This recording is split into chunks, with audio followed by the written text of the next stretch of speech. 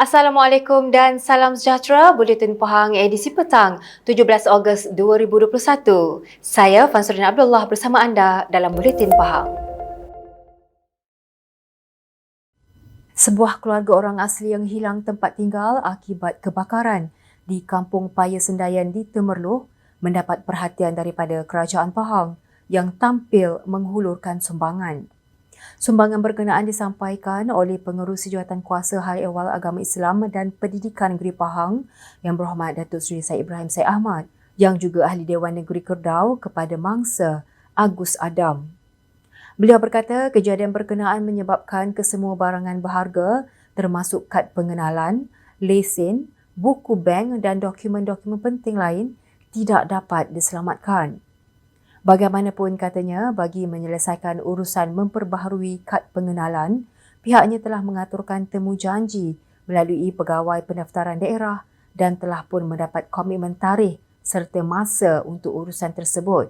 Agus bersama 4 ahli keluarganya yang lain kini menumpang di rumah ibu mertuanya dan menerima sedikit sumbangan barangan asas daripada Kerajaan Pahang. Yang Berhormat Datuk Seri Said Ibrahim juga turut memberikan kata-kata semangat kepada keluarga mangsa yang terlibat agar bersabar dan tabah menghadapi ujian tersebut. Pandemik yang melanda menyebabkan pemandu pelancong hilang mata pencarian dan terpaksa memikirkan cara lain untuk menampung kehidupan seharian.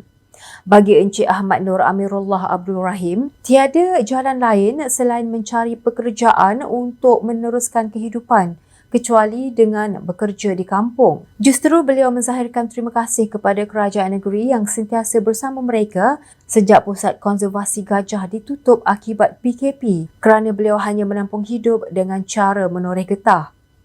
Ketika bekerja dahulu, beliau mendapat pendapatan kira-kira RM3,000 sebulan. Tetapi kini hanya RM300 hingga RM400 sahaja sekadar untuk menampung makan dan minum.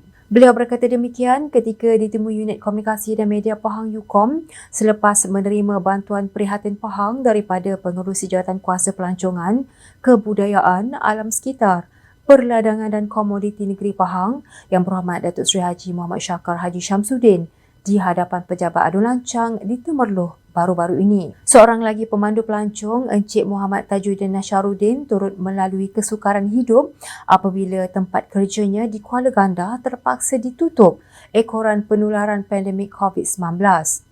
Beliau juga mengucapkan terima kasih kepada kerajaan negeri kerana bantuan yang diberikan bermakna kepadanya dan rakan-rakan sekerja. Seorang lagi pemandu pelancong di Kuala Gandah, Cik Nur Najwa Syafiqah Muhammad Sabri berkata, bantuan yang dihulurkan kerajaan sedikit sebanyak membantu menampung perbelanjaan mereka. Beliau sangat bersyukur dengan pemberian ini yang menjadi tanda prihatin kerajaan negeri terhadap mereka yang tidak dapat mencari rezeki pada ketika ini. Seramai 30 orang pemandu pelancong yang bekerja di Pusat Konservasi Gajah Kebangsaan di Kuala Gandah Lancang menerima wang tunai inisiatif Bantuan Prihatin Pahang BPP. Seluruh penduduk Kampung Luit di daerah Maran bakal dikenakan Perintah Kawalan Pergerakan diperketatkan PKPD yang bermula pada Rabu hingga 31 Ogos ini. Perkampungan itu dilaksanakan PKPD susulan kes indeks di Batu 42 yang mengadu hilang selera makan selain mengalami gejala batuk, demam dan sakit tekak sejak 4 Ogos lalu. Ketua Pengarah Keselamatan Negara Majlis Keselamatan Negara MKN, Datuk Rozi Mat Saad berkata, keputusan ini dilaksanakan selepas meneliti pembentangan oleh Kementerian Kesihatan Malaysia KKM mengenai penilaian risiko serta trend jangkitan COVID-19.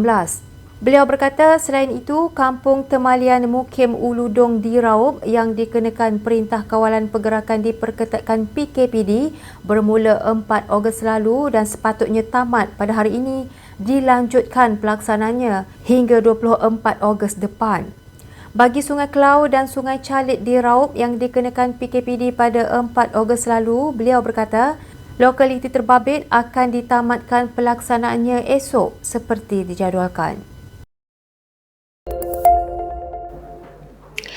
Sekian Buletin Pahang edisi petang bersama Unit Komunikasi dan Media Pahang. Ikuti Pahang Media di Facebook, Instagram, YouTube dan Twitter. Teruskan bersama Buletin Pahang bagi mendapatkan maklumat terkini di negeri Pahang. Semarakkan Malaysia prihatin dengan mengibarkan jalur gemilang sempena sambutan kemerdekaan ke-64. Assalamualaikum.